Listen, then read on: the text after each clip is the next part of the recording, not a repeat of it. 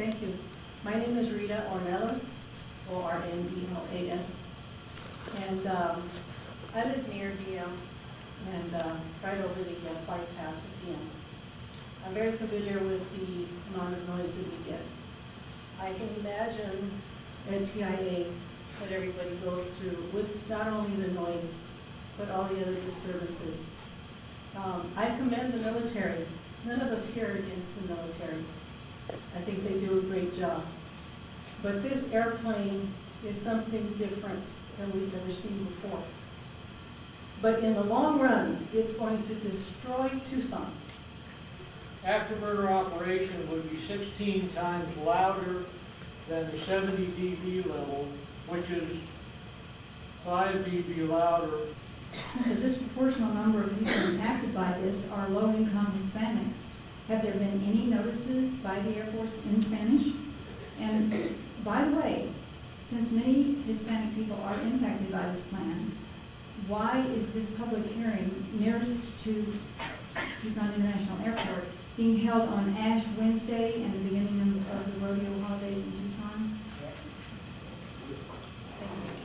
But with the expansion of these operations, all those things that have drawn not only the Air Force to this area, but everyone to this area are going to be gone.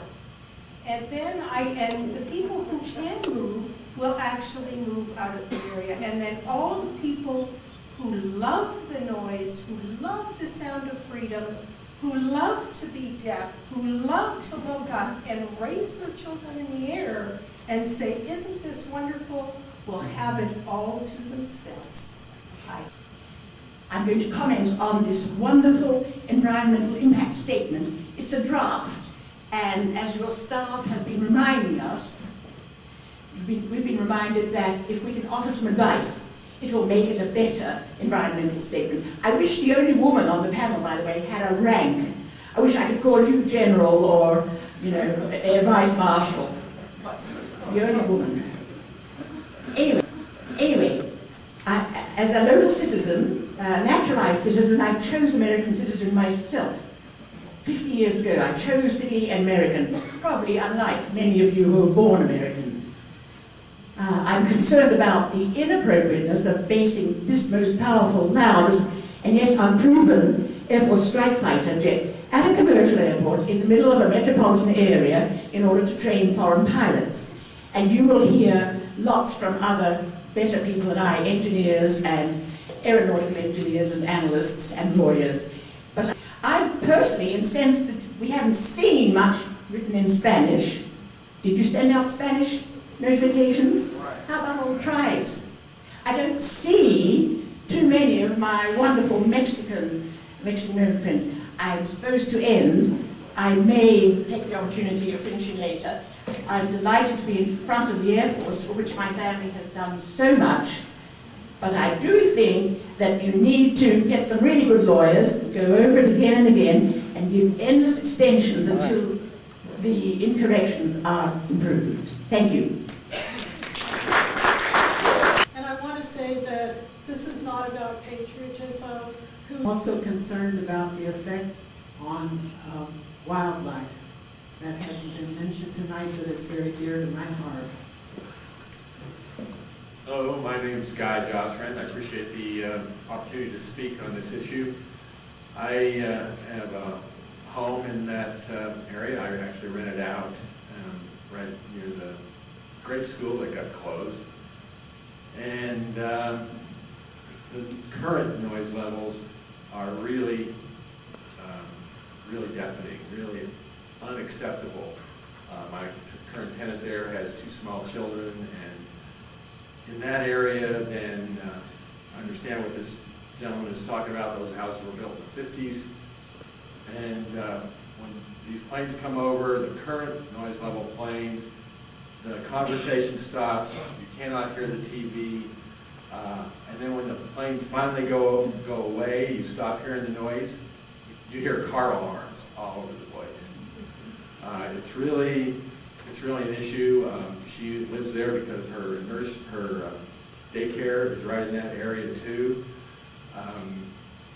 Perhaps the Air Force would like to just buy out that section of the city.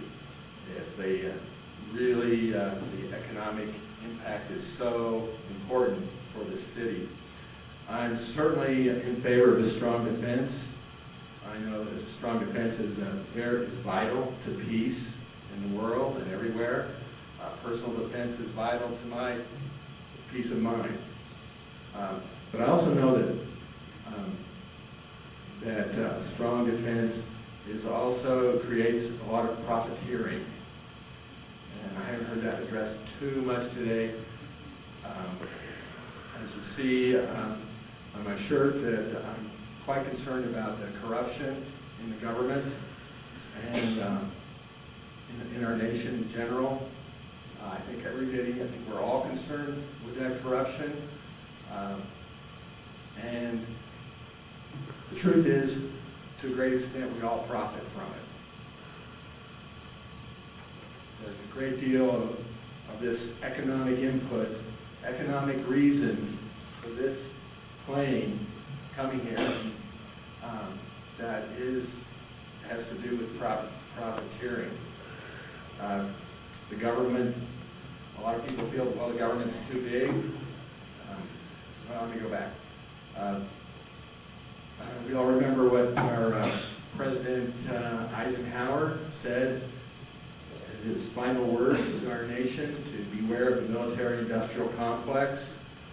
It's a juggernaut that is very difficult to keep from being consumed by. His first draft of that speech, I'm told, actually said the military-industrial government complex. Now, we are all individuals, we all live our own lives, and we depend on that complex, and we don't want to be consumed by it. Thank you. I know that I suffered, my nerves, my blood pressure and everything really started to take a toll over that 20-year period that I lived in Feldman's Neighborhood Association under that flight path. So my neighbors in Barrio Prover Lane and south of there are predominantly Spanish-speaking, and they are not aware of what's going on. They have not been adequately advised that they have an opportunity to speak to this and to study it. Thank you. Hello. My name is Sarah Van Slyke. I'm a native Tucsonan, and I'm the director of Desert Spring Children's Center and have been for 25 years. As educators, we agree that the constant daily noise of jets over our children is harmful to their well-being and development. There are already too many jets that go over the heads of the children on the playground. The noise is already too much. They cover their ears, they cry, they're disoriented. It is not good for these little people to be surrounded by this noise on a daily basis. And it starts about 1:30 in the afternoon and it goes into the evening. For children, increased stress levels as caused by loud noises, toxic environments, and feelings of fear bathe their brains in stress hormones. If the brain is exposed to too much of this chemical, its functions are reduced, slowed, or stopped altogether. From birth to 7, a human child is growing 70% of her brain. High decibel flyovers are putting these developing brains at risk. When a child's day of learning, exploring, and rest is interrupted by extremely loud and dangerous noise, her brain is negatively altered. The DEIS is not a complete evaluation about the decibel levels that children will be exposed to in Tucson. Educators do not teach leadership, and that is wrong. I work in a school. Yeah, teach socialism. I'd also like to say that the person from Rita Ranch, if you look at the fly map, there's a big sign on it that says, "Do not fly Rita Ranch." And the pilots say they don't. And so if you live in Rita Ranch, you probably don't have much to complain about like the rest of us in central Tucson.